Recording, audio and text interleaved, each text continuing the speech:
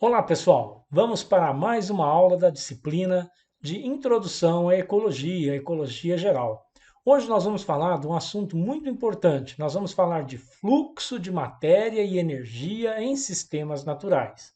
Uma aula grande, vamos ter um intervalinho no meio dela, hein? Tomar um cafezinho. Então vamos lá. É muito importante a gente pensar em termos de energia, de matéria nos sistemas, que todos os organismos eles fazem troca de matéria e de energia dentro do sistema ao qual eles pertencem. Aqui vocês podem ver, nós estamos fazendo um pequeno mergulho em um riachinho de uma vereda aqui é da nossa região de Uberlândia, Minas Gerais, tá? No Triângulo Mineiro. Então vocês veem um monte aqui de plantas aquáticas, vocês estão vendo diferentes espécies de peixinhos aqui, não é? Alguns lambarizinhos, vão aparecer outros peixes um pouco maiores daqui a pouco, guaruzinhos aqui, alguns ciclídeos predadores podem surgir a qualquer momento nesse sistema, mostrando que pequenos insetos, pequenos crustáceos estão se alimentando dessa vegetação que está retirando seus nutrientes da energia solar, dos nutrientes do solo, dos nutrientes da água, passando então esses nutrientes para esses organismos, né, um pouco maiores, esses insetos que depois são comidos pelos peixinhos, né, depois vão servindo de alimento para serpentes, aranhas, passarinhos, até chegar na gente, chegar em predadores de topo. Então, o que é importante a gente lembrar é que todas as entidades biológicas, sejam elas quais forem, elas requerem matéria para a sua estruturação e energia para as suas atividades normais diárias, tá? O objetivo dessa aula é compreender como energia e matéria são processados ao longo das comunidades naturais. Então vamos lá? Vamos tocar em frente? Muito bem. Quando nós olhamos uma área como essa, uma região como essa, bonita assim, né? Uma região de praia, o que a gente está vendo aqui, né? Será que matéria se estrutura e se acumula de forma diferente em diferentes locais? Essa matéria que está se acumulando numa praia bonita como essa, por exemplo, embaixo dessa vegetação, será que eu tenho como quantificar isso? Será que eu tenho como medir isso? De que forma eu posso fazer essas medições, essas quantificações em ecologia? Pois bem, para isso nós temos que aprender alguns termos que a gente vai sim conseguir medir matéria e energia com várias formas diferentes de coletas de dados, de modos distintos da gente coletar essas informações, né? Para a planta é de um jeito, para a solo é de outro, para animal é de outro, tá? Existem livros de metodologias para isso e existem alguns indicadores básicos que a gente tem que aprender inicialmente para a gente compreender. Um desses indicadores muito importantes é uma palavra chamada biomassa. A biomassa é a quantidade de matéria produzida pelas comunidades naturais. Ela pode ser expressa em joule por metro quadrado ou quilograma por hectare, por exemplo, tá? Então, biomassa é a quantidade de matéria que a comunidade está produzindo. Tem um outro termo que é chamado PPB, produtividade primária bruta ou fotossíntese total, tá? Essa produtividade primária bruta é tudo que está sendo produzido. É muito diferente do PPL, que é a produtividade primária líquida. Ela é a produtividade primária bruta menos aquilo que as plantas respiram. Por isso, ela também é chamada de produtividade primária neta ou fotossíntese aparente, que já é mais real. Então, gente, o que é o PPB? PPB é tudo que uma mata como a floresta amazônica, por exemplo, produz em termos de vegetais, tá? A produtividade líquida, né, produtividade primária líquida, é tudo que foi produzido pela vegetação através da fotossíntese, menos aquilo que a própria vegetação consumiu para o seu crescimento na forma de respiração, porque a planta também faz respiração. Isso então vai produzindo através da fotossíntese um acúmulo de biomassa. Esse acúmulo de biomassa a gente pode medir. A gente pode medir, por exemplo, retirando tudo e pesando tudo. Quando que a gente faz isso? Olha, no cerrado é possível fazer, quando eles fazem desbaste de cerrado, é uma coisa muito triste. o pessoal coloca um trator e vai arrancando tudo com o trator. Você pode pegar e pesar tudo aquilo. Ou você pode estimar, né, quanto é que tem. Tem várias formas da gente fazer isso. A gente faz alguns quadrados de madeira, por exemplo, coleta matéria seca, folha que cai das plantas e faz uma extrapolação por metro quadrado de folha acumulada por tempo, por meses, por estações. Tem um monte de jeito da gente medir isso. Um outro termo importante é a produtividade líquida de uma área. A produtividade líquida de uma área, ela é a produtividade primária líquida, ou seja, a produtividade primária bruta, tudo que fez de fotossíntese, menos o que respirou, menos o que os heterótrofos, os consumidores, retiraram, menos o que os herbívoros comeram, tá? Então, a produtividade líquida é a produtividade primária bruta menos o que respirou, menos os heterótrofos. Ou ela é a produtividade primária líquida menos os heterótrofos, tá? Então, são equações bastante simples, bastante singulares para vocês. Dessas equações, elas nos permitem calcular a eficiência de produção de uma determinada área. A eficiência de produção pode ser calculada como sendo a produtividade primária líquida dividida pela produtividade primária bruta. Tudo bem? São equações simples, são termos que a gente usa muito quando a gente fala de biomassa, de acúmulo de energia nos sistemas. E a gente estuda essas coisas aí já há um tempinho, para poder compreender, inclusive, que alguns termos são equivocados. Foram propostos como um uso e um termo equivocado. Por exemplo, o termo PS ou produtividade secundária. Não existe produtividade secundária. Heterótrofo não produz, heterótrofo assimila. Então existe taxa de assimilação pelos heterótrofos, tá? A gente tem que tomar cuidado com alguns termos que foram usados pelos mais antigos, né, de forma equivocada, hoje a gente sabe. A produtividade de um sistema biológico, seja ele qual for, ela vem de uma fonte de energia primária, por exemplo, o Sol, e ela tem perdas naturais, na forma de respiração, se for um animal, na forma de fezes, na forma daquilo que não é passado para o sistema seguinte. Por exemplo, uma onça ela come um coelho, mas ela despreza os pelos do coelho saem nas fezes da onça, por exemplo. Ela não aproveita os pelos. Então, tem uma série de perdas naturais que ocorrem no sistema. Essas perdas naturais, depois, peles, ossos, fezes, tudo isso vai fazer parte de uma cadeia trófica também, que é a cadeia dos decompositores, tá? Detritívoros e decompositores. Então, num sistema biológico, qualquer coisa que a gente produza que aumente a produtividade desse sistema, qualquer fonte de energia auxiliar que a gente dê para esse sistema, reduzindo o custo de automanutenção desse sistema e aumentando a quantidade de energia e de matéria que esse sistema produza, né?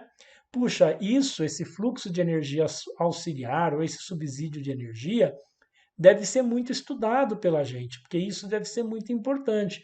Porque se eu aumento a produtividade dos sistemas naturais, eu posso, por exemplo, aumentar a produtividade de um sistema agrícola também e reduzir a fome.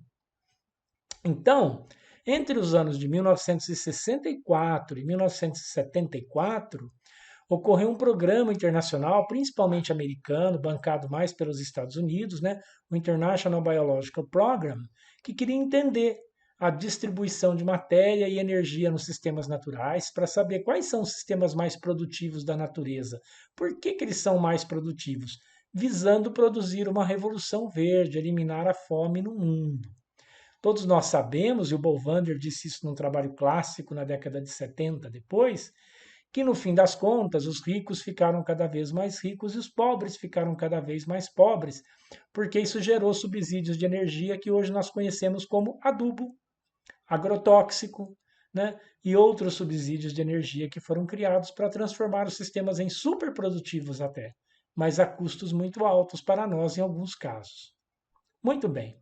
Mas esse programa, o IBP, ele produziu muitas informações para a gente. Ele nos trouxe as primeiras e mais importantes descobertas sobre padrões de produtividade primária na Terra.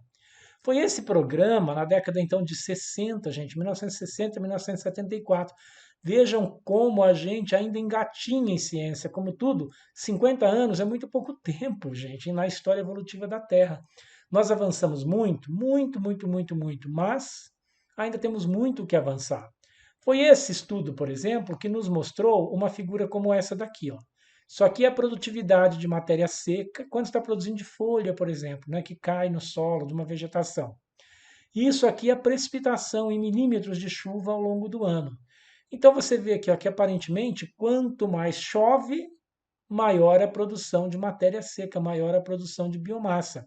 Só que esses lugares muito produtivos e muito úmidos do mundo são poucos. A maioria dos lugares, olha aqui, ó, a maioria dos lugares estudados tem uma produtividade não tão alta e uma umidade também não exageradamente alta. Também porque muitos desses pontos de coleta aqui foram feitos, a grande maioria deles, nas regiões temperadas, onde os pesquisadores estavam sediados, né? Estados Unidos, Europa, e menos dados foram coletados para as regiões tropicais. Aqui eles mostram também que uma menor variação na temperatura, isso aqui é média de temperatura, uma menor variação média na temperatura mostra que há uma maior produtividade. Então, em regiões onde você tem uma temperatura média anual entre 20 e 30, são regiões muito produtivas do planeta. Coincidentemente, são as regiões mais úmidas, são as regiões tropicais do planeta. Então, nessas regiões tropicais aqui do planeta, tropical, equatorial, até o subtropical, é onde nós encontramos muita umidade e uma temperatura média que não varia tanto ao longo do ano. Ou seja, você tem um frio, fez frio aqui, fez quanto? 10 graus. Um frio absurdo para nós, 10 graus. Um calorão, 38, 39 graus. Uma variação de quanto então? De 20 graus, 25 graus. Se a gente vai para um clima temperado, o que é um frio lá para cima? É menos 15, menos 20. O que é o calor lá? É 30, às vezes até 40 em alguns lugares, como a gente tem visto ultimamente. Então é duas, três vezes mais amplitude térmica, três vezes mais variação térmica, tá? E isso mata muito bicho, isso mata muita planta, isso produz uma sazonalidade nos climas temperados muito mais marcante do que nos tropicais, tá certo? Muito bem. Então, gente, isso nos permite observar também, e esses dados também nos permitiram observar, que essa aqui é a eficiência fotossintética, isso aqui é a radiação fotossintética ativa. Num estudo feito com florestas de coníferas, florestas decíduas e desertos secos, tá? Nos Estados Unidos. Mostrando o quê? Que aonde você tem uma eficiência fotossintética maior, em geral, não é onde você tem uma luminosidade maior. Porque aqui você tem muita luminosidade, mas uma eficiência fotossintética menor. Por quê? Nós estamos aqui em regiões de deserto, onde você não tem água, que é um fator, como nós vimos no slide anterior, muito importante. Então não é só luz, não é só água, solo também é muito importante, e os nutrientes que estão no solo também são muito importantes, e o principal é o conjunto de fatores que torna uma região mais produtiva ou menos produtiva. Você precisa de um somatório para você ter uma alta intensidade fotossintética, para você ter uma alta produtividade primária líquida, que é essa figura aqui, né? Então, regiões mais produtivas estão aonde? Onde nós temos uma temperatura média anual com menor variação e nós temos uma precipitação média anual boa, acima de 900, acima de 1000 milímetros. Então, são faixas onde você tem menor variação na amplitude térmica e maior umidade, também somadas à qualidade de solo, disponibilidade principalmente de nitrogênio, fósforo, potássio, né, o NPK, tá certo? É que nós encontramos as maiores produtividades do planeta. Tudo isso, então, são descobertas de menos de 60, de 70 anos atrás.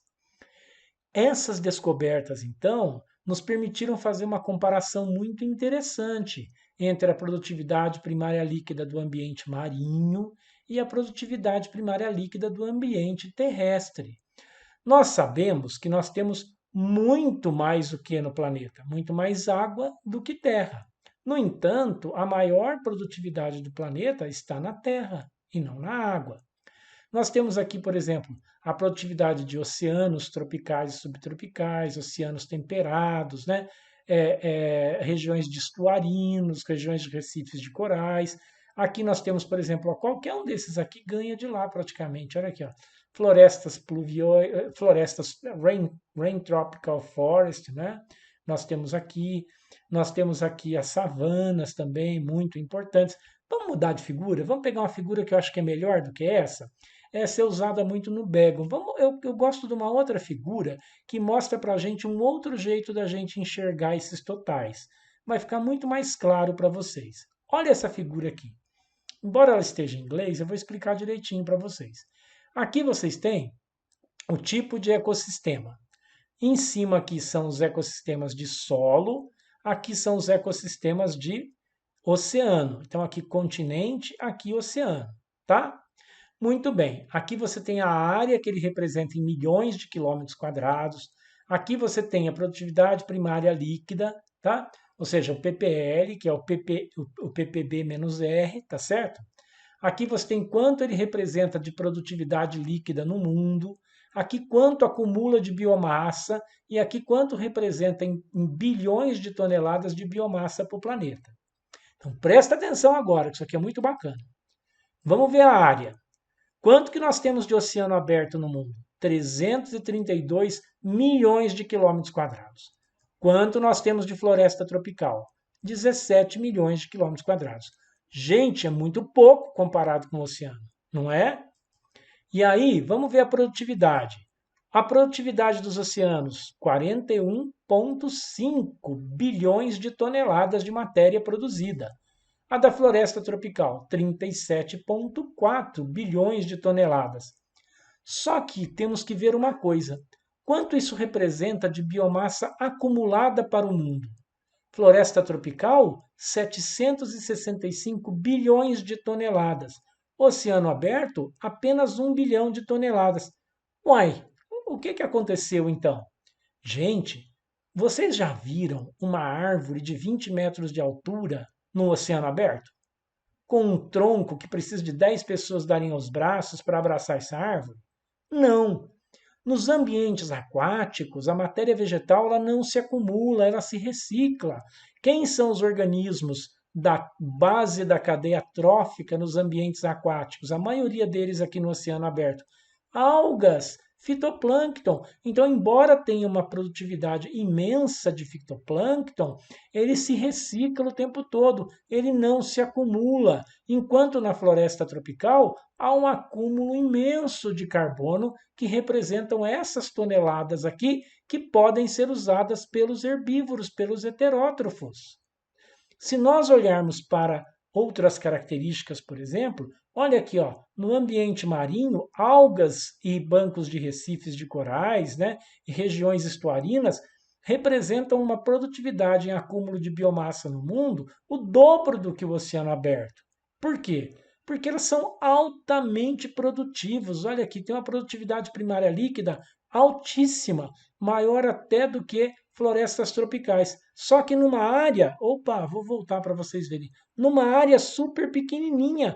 Quanto nós temos de regiões estuarinas, recifes no nosso planeta? Menos de 2% do que é o mundo. Então imagine, gente, as áreas mais produtivas do nosso planeta são mangues, são recifes, são bancos de algas. Eles são quase nada em termos de área no planeta. E a gente joga esgoto, a gente faz cidade perto dessas regiões e desemboca esgoto, a gente assoreia, a gente transforma em porto, a gente está matando aquilo que nutre o oceano. Porque o oceano aberto, com 2/3 da superfície do planeta, ele é, na verdade, um deserto. Porque a produtividade dele é muito pequena quando comparada com floresta e quando comparada com bancos de recifes de coral. É uma área muito grande com uma matéria que não se acumula. Então é muito importante a gente pensar também no tipo de organismo que está se desenvolvendo dentro de cada um desses sistemas, tá? Quando nós olhamos o mapa da produtividade primária no mundo, olha aqui, gente. As maiores que são em vermelho, vocês estão vendo elas aqui, ó, nas regiões de floresta. Olha aqui, ó, isso aqui é quando aqui é a primavera, né? E quando aqui quando aqui é o verão e quando aqui é o verão, tá? Então, verão no hemisfério norte, o que que acontece? Uma alta produtividade, fazendo muita folha lá, tá vendo? Produzindo pra caramba. Mesmo assim, a floresta amazônica continua produzindo. Olha aqui, ó. Cai muito a produtividade no cerrado, que fica seco, na savana africana fica seco, tá vendo? Depois, quando inverte, vem o verão aqui para o hemisfério sul, olha a produtividade aqui da América do Sul, quase nela inteira, a produtividade da África absurda. E olha para o mar. Aonde você vê produtividade no mar boa?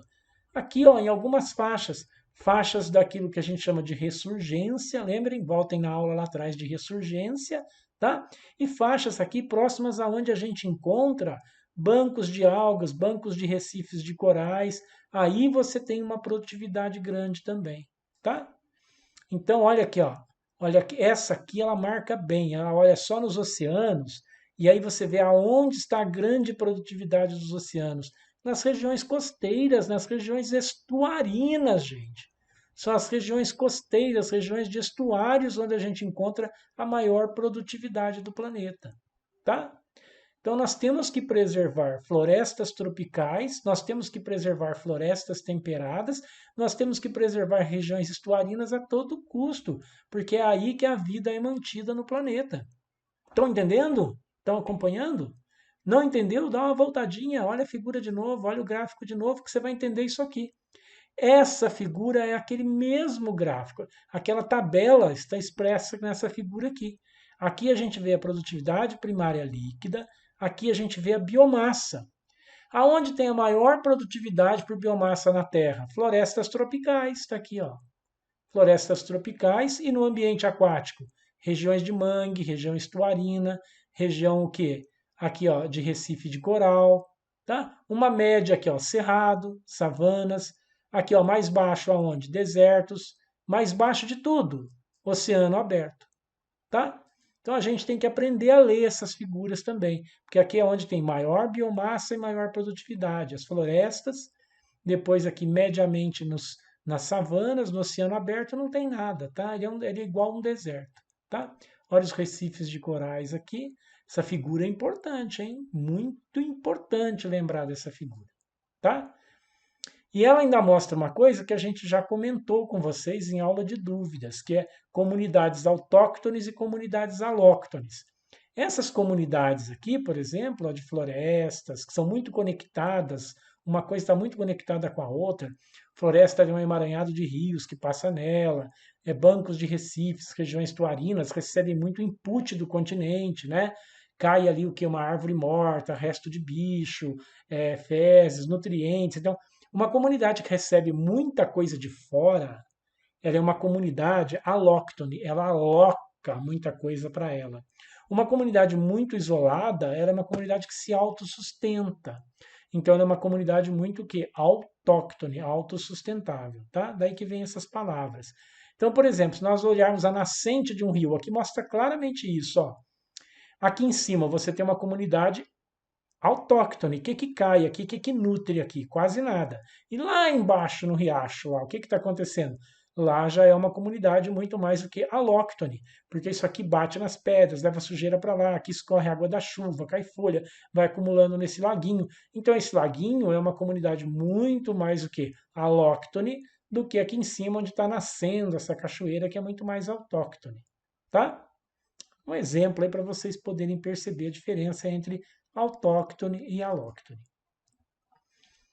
Como se comporta a produtividade em diferentes comunidades? Vai depender da constituição dessa comunidade, vai depender do clima, vai depender da sazonalidade, mas as regras em geral costumam ser as mesmas, tá? Então, para a gente diferenciar mais uma vez uma comunidade alóctone de uma comunidade autóctone, e aqui com exemplos em ambientes aquáticos, por exemplo, tá? Um ambiente de um pequeno riacho que nasce no alto de uma montanha, por exemplo, ele é muito mais alóctone, né? ele precisa alocar muito mais coisa do que uma comunidade como o Oceano Aberto, que é muito mais autóctone, que o Oceano Aberto ele é muito mais baseado apenas no plantônico, na produtividade plantônica, tá? Já uma comunidade de uma floresta montanhosa, um riacho de uma floresta montanhosa, ele tem muito input terrestre.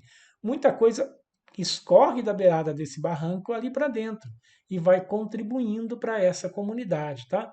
Essa figura aqui, então, ela mostra uma grande variação para a gente, desde o alto de uma montanha, desde uns rios que estão nascendo numa montanha, até rios médios, largos, pequenos lagos, grandes lagos, né? As diferenças, né, entre a plataforma continental e o oceano aberto. Por exemplo, plataforma continental recebe um grande input terrestre que vem dos rios, do assoreamento da terra, da região litorânea, mas tem uma grande contribuição plantônica também, tá? E o oceano aberto, como eu disse, recebe quase nada de fora. Se a gente resolvesse restringir, por exemplo, aqui a Cascadanta, a cachoeira aqui do São Francisco, nascimento do São Francisco, lá em cima vai ser muito mais autóctone do que aqui embaixo, que vai ser muito mais alóctone, né? Aqui em cima recebe muito menos coisa de fora do que aqui embaixo, que recebe bastante coisa de fora para a nutrição dessa comunidade, certo? Então vamos lá. A gente viu tudo isso, e isso nos leva a uma figura muito bacana como essa daqui, que a gente vai discutir depois na aula de sucessão. Numa sucessão ecológica, por exemplo, numa área que está se desenvolvendo do nada até virar uma floresta, por exemplo, o que a gente observa? Gramíneas, depois chegam arbustinhos, arbustos, pequenas árvores, até virar uma floresta de verdade. Concorda comigo que a complexidade desse ambiente aumenta nesse sentido? Concorda comigo que a heterogeneidade desse ambiente também vai aumentando com a complexidade? Concorda comigo que esse ambiente vai ficando cada vez mais estável conforme ele vai se tornando maduro? Porque aqui tem muita interferência de variação de temperatura, variação de umidade, vai ter muito mais efeito aqui do que aqui, tá? Então concorda que aqui está acumulando muita biomassa? Então veja só, se a gente pensar que as plantas ela têm uma capacidade de fazer fotossíntese e a partir daquele ponto não passa, porque ela tem uma quantidade limitante de quanto ela pode absorver de água, do quanto ela pode absorver de nutrientes, do quanto ela pode absorver de luz solar, não é isso? Então, a gente olhando para uma figura como essa, aqui é o P, é a produtividade primária de uma região. B é o acúmulo de biomassa. Isso aqui é a razão, produtividade por biomassa. Então a produtividade ela aumenta, aumenta, aumenta, aumenta nas fases iniciais aqui, depois ela vai se estabilizando essa produtividade e ela se mantém, ela aumenta muito pouquinho. Já o acúmulo de biomassa aqui era quase nenhum, aqui ele é imenso, tá vendo? O acúmulo de biomassa ele vai aumentando, aumentando, aumentando, aumentando muito. Então, quando a gente divide a produtividade que se estabiliza pela biomassa que continua acumulando, ao longo do crescimento de uma comunidade, da sua sucessão ecológica, em sentido a ela se tornar uma comunidade climática, um clímax, né? O auge de uma comunidade, a razão produtividade por biomassa ela vai decrescer, tá? Por quê? Aqui a biomassa é maior do que a produtividade. Depois a produtividade ela vai se estabilizando, né? A biomassa aqui é menor do que a produtividade. Então a produtividade é maior. Aí, conforme a produtividade vai se estabilizando e a biomassa vai aumentando, essa razão aqui vai caindo, tá? Razão produtividade por biomassa decresce ao longo de uma sucessão. Tá bom? Não entendeu direitinho? Volta, entende melhor lá, tá? Para você poder entender no futuro por que, que há uma maior produtividade nos trópicos, uai, tá? Você já tem condição de dizer isso, não tem? Pensa um pouquinho, pensa um pouquinho. Lógico que você já tem condição de dizer isso com essa aula.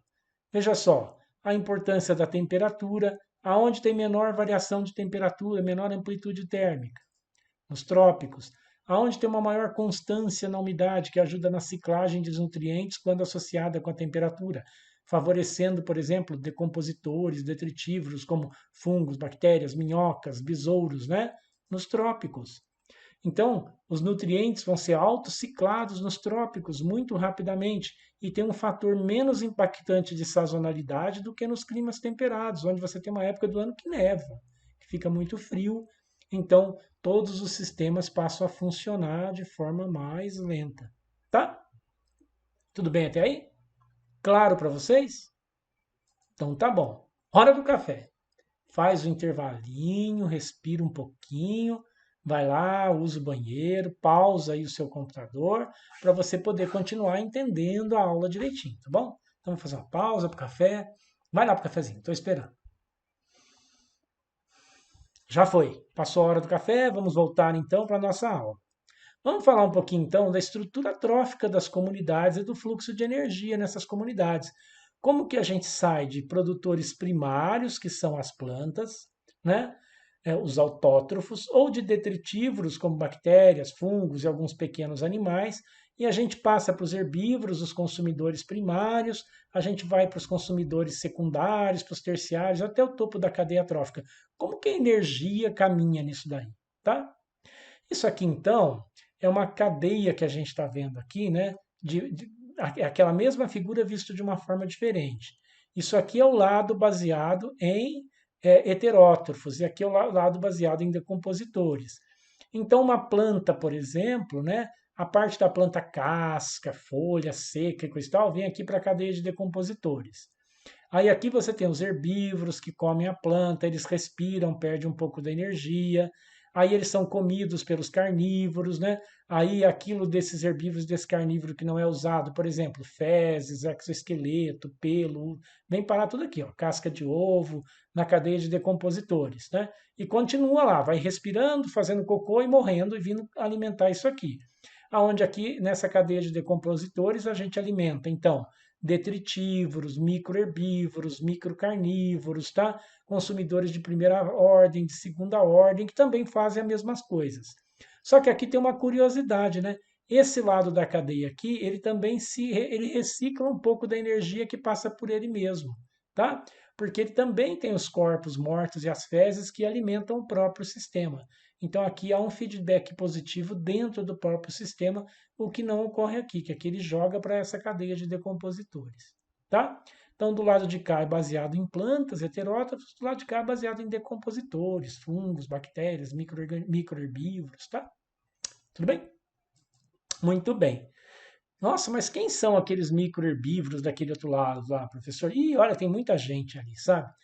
Aquela cadeia de decompositores, ela tem bactéria, fungo, nematóide, protozoário, rotífero, ácaro, colêmbolo, protura, diplura, sínfios, e aí vai. Isópodos, anfíbios, quilópodos, aracnídeos, moluscos, depois vai entrando naquela complexidade toda, que inclui inclusive a nossa. Então, de organismos menores que 100 micrômetros até organismos maiores de 20 milímetros nesse caso, tá? De 2 centímetros. Uma coisa é muito importante, a gente diferenciar claramente o que é ciclagem de nutriente do que é ciclagem de energia. Então vamos mostrar aqui uma cadeia de matéria inorgânica, uma cadeia de matéria orgânica e a cadeia de energia. Então aqui você tem a produtividade primária líquida, isso aqui é um sistema baseado em heterótrofo, e aqui a cadeia de decompositores, baseadas em quem? Fungo, detritívoros, aquela coisa que nós vimos lá, microherbívoros, microcarnívoros, tá? Então começa tudo aqui, ó. Começa tudo aqui. O que acontece? As plantas, elas retiram do solo matéria inorgânica, né, como água, sais minerais, junto com a energia solar, vão transformar essa água, esses minerais aqui, que vão ciclar aqui dentro desse sistema para voltar para cá depois, tá? Então essa água, essas coisas entram aqui na planta e na forma de fezes, na forma de ossos, vão voltando para a cadeia de decompositores aqui. Esses decompositores vão trabalhando esse material e ele é reciclado para cá. Então esse sisteminha branco aqui ele é fechado, tá? O decompositor trabalha a matéria inorgânica, que ela vem aqui de novo, entra aqui, volta para o solo e vem para cá. A matéria orgânica também é fechada, a matéria biológica orgânica também é. É produzido aqui o carbono, né? Nós somos organismos à base de carbono, hidrocarbonetos, são usados pelo sistema pastador, que são os herbívoros e os carnívoros que comem esses herbívoros. Toda essa matéria orgânica ela volta de alguma forma para esse sistema decompositor. E ela é ciclada aqui dentro depois nesse sistema decompositor. Então é fechadinho também. Quando a gente olha a energia, a energia ela não acumula no sistema, ela é gasta no sistema e parte dela é perdida, porque a ecologia, como vocês viram na primeira aula desse curso, ela obedece às leis da termodinâmica, a lei da transformação da energia e a lei da conservação da energia. E a energia, para passar de uma forma mais simples para uma mais elaborada, capaz de realizar trabalho, né, do vegetal para o animal, por exemplo, há uma grande perda na forma de calor, luminosidade, de alguma forma. Então a energia ela entra aqui nesse sistema através da energia solar, é trabalhada aqui nos heterótrofos, passa uma parte menor dessa energia para o sistema pastador. Esse sistema pastador tem uma perda enorme em garantia de calor corporal e respiração, tá? Mas uma boa parte dessa energia vem parar no sistema decompositor, onde ela é ciclada, e o sistema decompositor também tem uma perda grande na forma de manutenção de temperatura corporal e respiração dos organismos, tá? Então não confunda fluxo energético com ciclagem de elementos. Aqui o que a gente está vendo em laranja mais escura e branquinho é ciclagem de elementos inorgânicos e orgânicos. Eles ciclam. A energia não cicla, ela flui pelo sistema, tá? Por isso é o fluxo energético, tá bom? Claro até aí? Então vamos complicar, né? Olha para cá. Então, isso aqui é para vocês verem o fluxo de energia em diferentes sistemas, como é diferente. Ó, uma comunidade florestal, uma comunidade campestre, uma comunidade planctônica e uma comunidade de riacho. Dependendo do sistema, a perda de energia é maior, a transformação de energia é maior num lado ou no outro dessa cadeia, tá? Então aqui, por exemplo, ó, há uma passagem sempre muito grande desses sistemas aqui para o sistema decompositor. Isso já não acontece tanto aqui como matéria orgânica morta, não é tão grande num sistema aquático, tá vendo? Porque os organismos são diferentes aqui. Aqui são algas, são plantinhas aquáticas, aqui são árvores, são arbustos, esse tipo de coisa, tá? Então vamos lá, então tem que tomar cuidado com isso.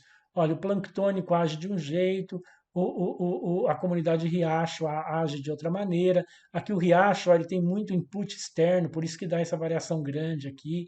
Já a comunidade planctônica tem menos, tá? E assim por diante. Olha esse exemplo aqui. Vamos imaginar. Presta atenção nesse filminho. Esse filminho vai surpreender vocês, porque vai mostrar para vocês tanto que nós podemos observar de variações em ambientes naturais, de coisas estranhas que acontecem em ambientes naturais. Aqui você tem um morcego pescador. São coisas que a gente não imagina, né? As fezes do morcego caem na água, elas servem de alimento para aqueles peixinhos lá, para os peixes. Elas cultivam insetos e outros organismos que os peixes se alimentam. E depois o morcego captura esse peixe. Então, uma ciclagem de matéria, né? Uma ciclagem de nutrientes nesse sistema, que é mais ou menos fechada, mas a energia ela flui, porque muito da energia é perdida na forma de calor, na forma de trabalho, resultado do voo, né, desse morcego aqui durante as suas atividades de... Tá? Tá lá ele comendo peixe depois. E depois, gente, para complicar, o que que acontece? Alguns desses morcegos ainda podem ter um probleminha. Eles podem estar em cavernas e colidir nessas cavernas com a parede, por exemplo, sofrer algum acidente e cair na água. E quando ele cai na água, existem peixes maiores, como o peixe-gato, que pode comer esse morcego. Tá? Então o morcego vem beber água, que ele também precisa de água, e os peixes-gato ficam ali espreitam, esperando para tentar pegar um morceguinho desse. Ah lá, eles ficam assanhados, os catfish. Tá? Ah lá, o morceguinho caiu na água, o que que vai acontecer? O peixe-gato vai lá e tenta capturá-lo para comer, né? Tenta comer ele, tá bom? The bat thrashes in frustration. The catfish stir. Ah lá, o peixe-gato vai se aproximar e vamos ver se o Batman escapa. The catfish move in for the capture. The bat tries to scramble up a rock, but it's too slippery. The slow, deliberate catfish grabs the quick, agile bat in its jaws. Ah lá, chegou e pegou. Pegou, tá? Então, como a energia transita pela teia trófica até chegar ao topo, até chegar aos predadores de topo? Como que são os fluxogramas de energia? Vamos tentar entender um pouquinho disso então. Olha esse sistema aqui. Esse sistema ele representa um fluxograma de energia. Imagine que é um fluxograma de energia de uma andorinha que come uma libélula. Aqui embaixo, o que essa libélula representa? Essa libélula representa a produtividade disponível para consumo oriunda do nível trófico inferior, que é a libélula, tá? Ela é um bicho que vai ser comido por um carnívoro superior, nesse caso, uma andorinha. Aí essa libélula, tem partes dessa libélula aqui que são não consumidas. Asa, exoesqueleto, perna. Isso vai fazer parte do quê? Do compartimento de matéria orgânica morta do sistema decompositor. Vai para essa caixinha aqui dos decompositores, tá? Aí, aquilo que a andorinha foi capaz de ingerir da libélula é o que representa isso aqui, ó, o Ln, a entrada de energia no nível trófico N, tá? Essa energia que entra aqui ao longo da vida dessa libélula, ao longo da vida dessa andorinha, ela vai perder um pouco disso na forma de fezes. Tem energia nas fezes, que vem para o sistema decompositor. Aí um tanto dessa energia vai ser assimilada nesse nível trófico, utilizada para fazer essa utilização. Ele está respirando, mantendo a temperatura do corpo constante, então há uma perda de energia na forma de respiração, de trabalho. Então sobra o quê? Um pouco aqui daquilo que é assimilado é o que a gente chama de PN, que é a produtividade desse nível trófico que fica para o nível trófico seguinte. Então, em geral, essa libélula representaria essa caixa roxa clara grande aqui, e o que sobrou dessa libélula no nível trófico superior é essa caixinha pequenininha aqui, porque há muita perda na forma de partes não consumidas, fezes e respiração. Entendeu? Presta atenção, escuta novamente se não entendeu. Presta atenção aqui nas legendas, tá? Porque nós passamos agora para um outro lado aqui, onde a gente vai explicar isso tudo de novo para vocês, tá? Então você tem aquela libélula que entrou aqui, aquilo da libélula que foi aproveitado é aquilo que vai ser utilizado e assimilado pela andorinha. Menos o quê? Aquilo que não pôde ser comido, as fezes e a respiração feita pela andorinha, resultando na produtividade do nível trófico superior, que é esse quadradinho de andorinha aqui, que vai ser usado pelo predador da andorinha, tá?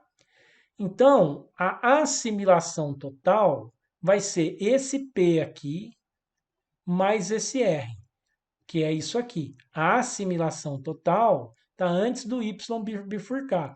Então, a assimilação total é o tanto que vai deixar de produção para o nível seguinte, mais o que respirou. A eficiência de produção já é um cálculo diferente, que é o tanto do nível que ficou para o nível trófico superior, a produtividade desse nível, dividido pelo que assimilou, vezes 100. Isso dá a eficiência desse sistema, que é um dado bastante real, tá? Essa eficiência de sistema é muito diferente de um sistema para o outro. Como vocês vão ver aqui. Olha só, nós temos aqui diferenças enormes, gente. Quando a gente compara, por exemplo, vertebrados, invertebrados, ectotérmicos e endotérmicos, olha aqui. Aqui você tem um invertebrado. A eficiência de produção dele é de 40%, porque ele é um ectotérmico. Ele não mantém a temperatura do corpo constante, ele não gasta energia para manter a temperatura do corpo constante. Compara esse invertebrado com um vertebrado endotérmico, que é uma eficiência de produção de 2%. Tá? Olha aqui, uma eficiência de produção de 2%.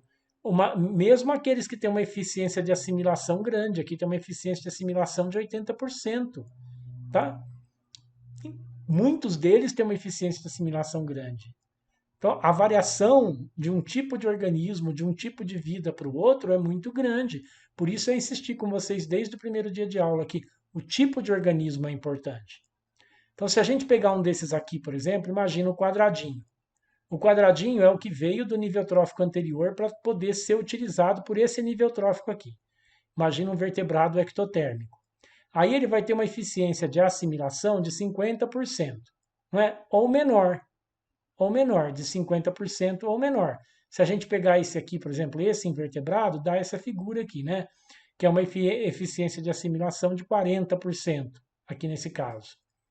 Aí esse 40% aqui, ó, é o que ele vai assimilar, aí menos o que ele respirou, vai dar o que vai sobrar, né? Produtividade para o nível trófico superior utilizar.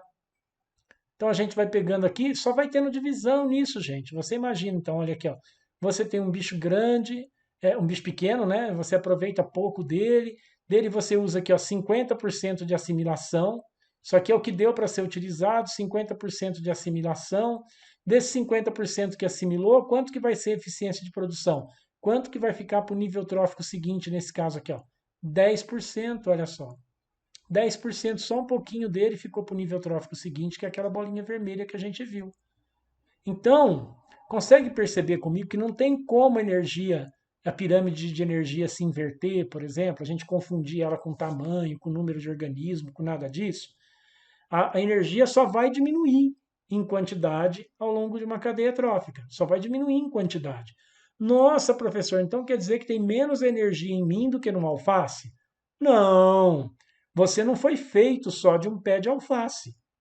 Você tem que comer quanto? Toneladas de pé de alface para fazer você, se você só for comer alface. Você come alface, você come o frango que comeu o alface, você come o ovo do frango, você come o queijo, você come um monte de coisa. Então você está pegando um monte de energia de um monte de lugar para fazer você. É óbvio que individualmente tem mais energia dentro de um ser humano do que num pé de alface. É óbvio, tá? Só que você precisou de uma quantidade enorme de pé de alface para fazer uma quantidade menor daquilo que come pé de alface, por exemplo, de vaca lá, grama para fazer a vaca, para fazer o ser humano que come a vaca. Porque perdeu muito em osso, perdeu muito em pelo, entendeu? Perdeu muito em celulose na planta que não é absorvida, tá certo? Então a energia só vai decrescendo ao longo da cadeia trófica. Então pirâmides ecológicas, por exemplo, de biomassa, ela supervaloriza organismos grandes. Por exemplo, supervaloriza uma baleia, supervaloriza um elefante, ela pode ser invertida, pode confundir. Uma pirâmide de número, ela supervaloriza organismos muito numerosos e pequenininhos, como formiga e cupim, por exemplo. Então pode virar uma bagunça como essa aqui, ó. Planta, aí quantos cupins tem naquela mesma área? Tem mais cupim do que planta, se você contar ele por indivíduo, porque é um superorganismo, são milhões ali de uma colônia. E aí tem menos gente que come cupim, tem menos tamanduá-bandeira, não forma pirâmide. Elas podem ser invertidas, pode dar uma confusão. Já a pirâmide energética, não tem erro, gente. Eu vou explicar de uma outra forma o que eu tentei explicar nos quadrados anteriores. Você precisa de 1 milhão de joules de luz solar para fazer 10 mil joules de girassol, por exemplo, de margaridinha. Para fazer 1.000 joules de gafanhoto que come margarida. Para fazer 100 joules de rato. Para fazer 10 joules de cobra. Então, a energia que está passando, olha, de 1.000 joules de luz solar para fazer uma margarida, que deu origem, não foi uma margarida que deu origem a um gafanhoto.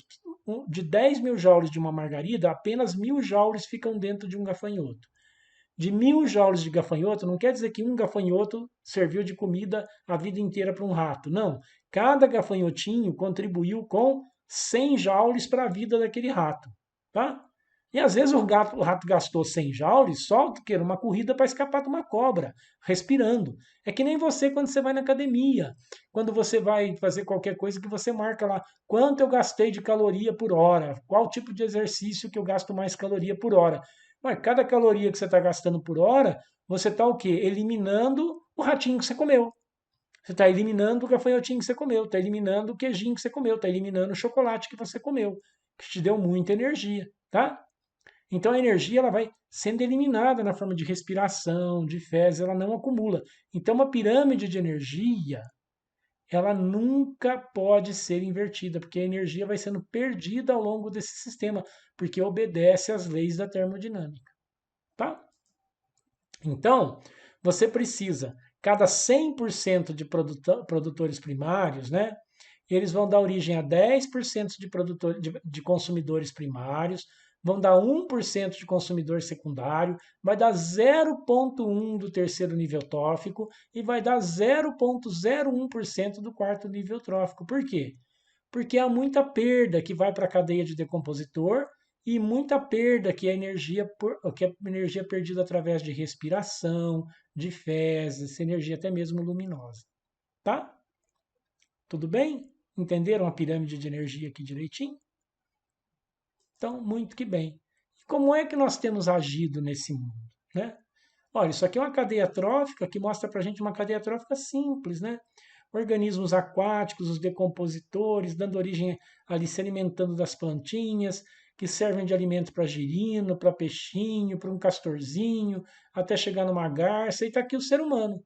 O ser humano que come o crustáceo, o ser humano que come o caramujo, o ser humano que come o peixe, o ser humano que às vezes mata até garça para comer, nunca vi isso, mas tem gente que faz, né?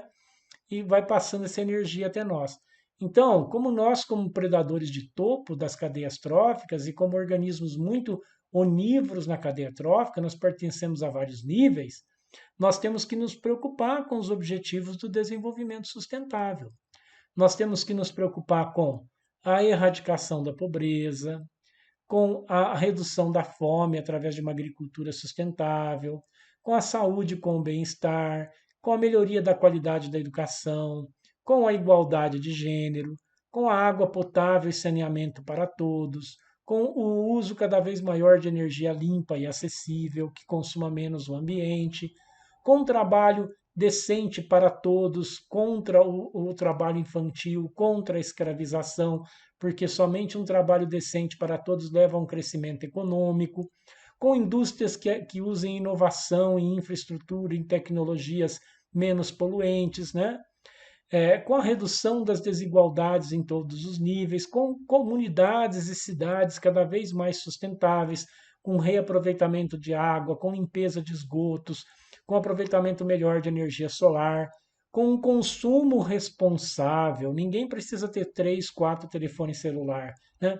Ações contra a mudança global climática. Nós vamos trabalhar contra, vamos combater as mudanças climáticas globais e o que está levando a isso. Precisamos trabalhar com a vida na água e a preservação da água.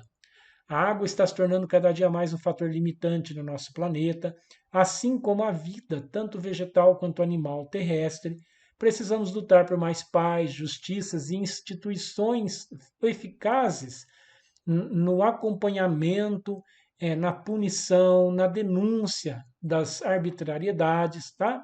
E com parcerias que nos proporcione meios de divulgação, de implementação de cada um dos objetivos da sustentabilidade. Esses 17 objetivos são objetivos desenvolvidos pela Organização das Nações Unidas para Educação, Cultura e Ciência, pela Unesco, por exemplo, tá? Que nos levam a procurar a sustentabilidade dentro do ambiente ambiental, social e econômico. A união da interface dos ambientes ambiental, social e econômico, considerando o socioambiental, o ecoeficiente, o socioeconômico, é que pode nos levar a ter um planeta sustentável para as próximas gerações, para o futuro. Então, quando a gente dá uma aula sobre energia para vocês, é muito importante que a gente tenha isso em mente, tá? A energia, embora ela se transforme, embora ela passe de um nível trófico para o outro, embora haja muita perda nesses ecossistemas como um todo, como a gente está vendo, ela não se acumula. A energia que nós estamos gastando, ela está sendo perdida. Então nós temos que usar a energia de uma forma eficiente em tudo na nossa vida para que esse planeta seja sustentável, porque a energia, ela também não é eterna, ela não é infinita para as nossas necessidades mundiais, tá? Muito obrigado por assistirem mais essa aula. Espero que vocês tenham gostado. Já já nós vamos para a nossa próxima aula.